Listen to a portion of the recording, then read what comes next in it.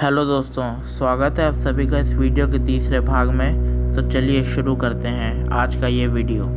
Sphinx sphinx एक पौराणिक प्राणी है जिसका सर औरत का, शरीर शेर का और पंख बाज के हैं। लोगों ने इसको कपटी और निर्दयी बताया है। ये इजिप्शियन, ग्रीक और पर्शियन की दंत कथाओं में पाया जाता है। स्फिंक्स लोगों से पहेली पूछने में भी जानी जाती है।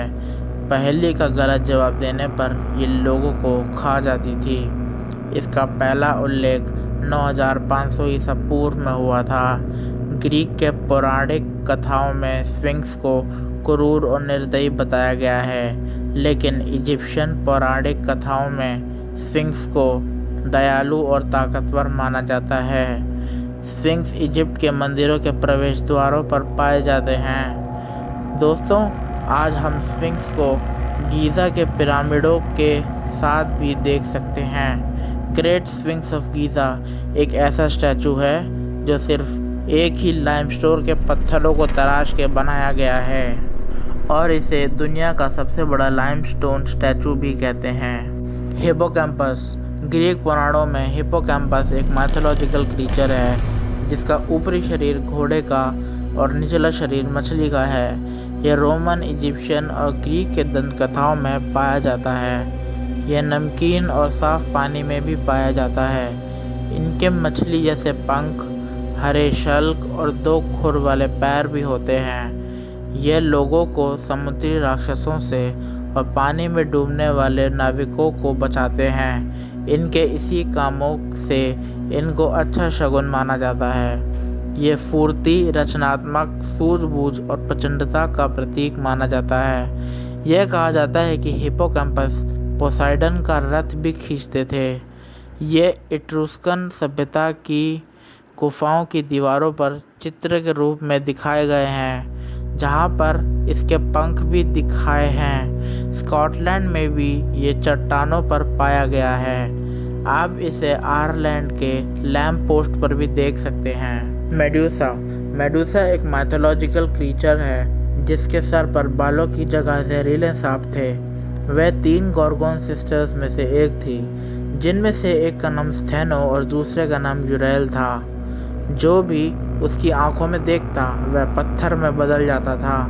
मेडूसा फोर्सियस और सीटो की बेटी थी। दोस्तों, मेडूसा हमेशा से बुरी नहीं थी। कहते हैं कि मेडूसा बहुत ज़्यादा सुंदर थी और वह एथेना की भक्त थी। एथेना का भक्त बनने से पहले उसके लिए एक शर्त थी और वो यह कि उसे वर्जिन होना चाहिए। मेडूसा की खूबसूरती इतनी थी कि हज़ारों की संख्या में लोग उसे एथेना के मंदिर में आने लगे। एथेना को इस बात से मेडूसा से काफ़ी जलन हुई। एक बार पोसाइडन भी एथेना के मंदिर में आए और मेडूसा को देखते ही उसकी सुंदरता में खो गए। तभी पोसाइडन ने अपने मन में ठाना कि वह मेडूसा को हासिल करके ही रहेंगे। पोसाइडन ने कई बार मेडूसा को अपने दिल की बात बताई, लेकिन उसने पोसाइडन को ठुकरा दिया। इसी बात पर पोसाइडन और एथेना के बीच में काफ़ी बहस हुई, लेकिन पोसाइडन को सिर्फ नाकामयाबी ही मिली। मेडूसा के कई बार साफ इनकार करने से पोसाइडन क्रोधित हो उठा और उसने क्रोध में यह फैसला किया कि वह मेडूसा को ज़बरदस्ती से अपना बना लेगा। अगली बार जब पोसाइडन मेडूसा से एथेना के मंदिर में मिलने आए तो उसने मेडूसा के साथ रेप किया और वह अपने मंसूबों में कामयाब हुआ। उस रात मेडूसा को किसी ने भी नहीं बचाया।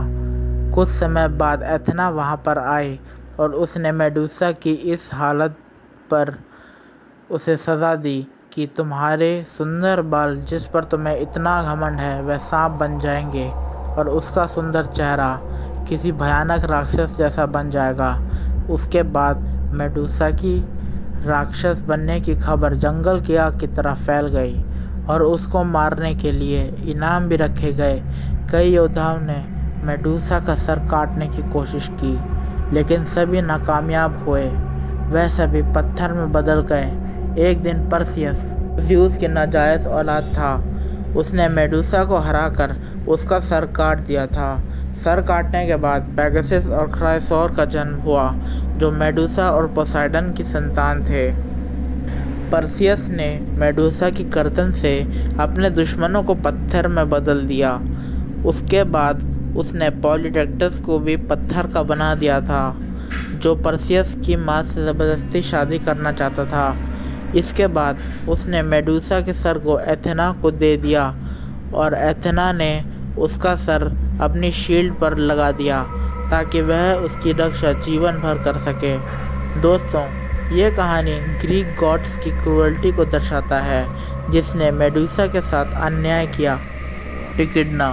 इकिडना एक पौराणिक जीव है जिसको मदर ऑफ मॉन्स्टर्स भी कहते हैं। उसका ऊपरी शरीर किसी औरत का और निचला शरीर सांप का है।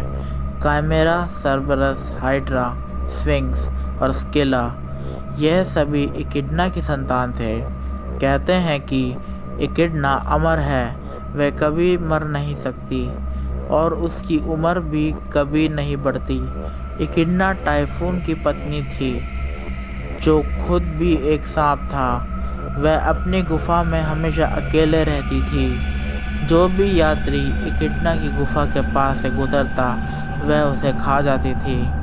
दोस्तों, इकिडना किसकी संतान थी, ये इतिहास में भी सही तरीके से दर्ज नहीं है।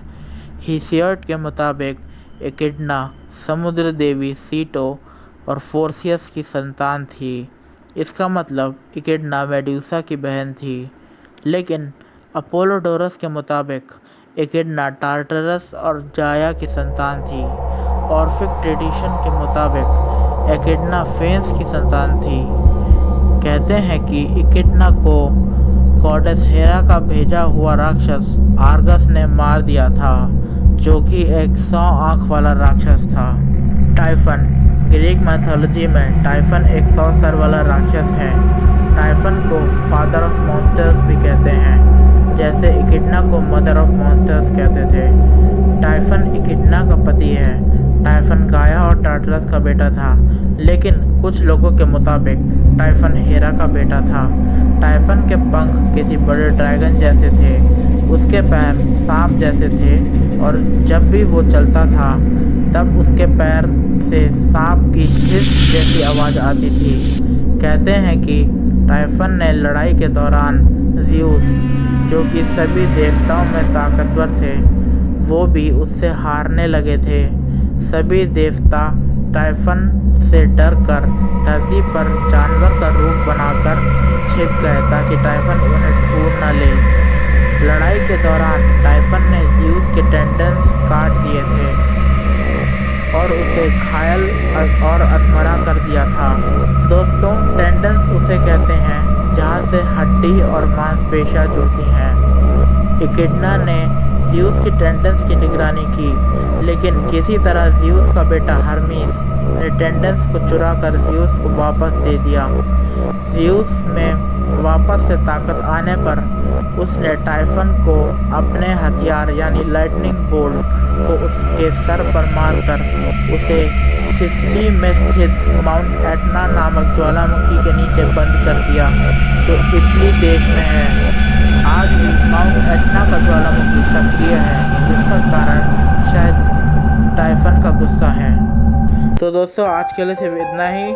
हम इस वीडियो का चौथा भाग भी बनाएंगे। अगर आपको वीडियो अच्छा लगा हो तो लाइक करें, सब्सक्राइब करें, शेयर करें और बेल आइकन को दबाना ना भूलें। धन्यवाद।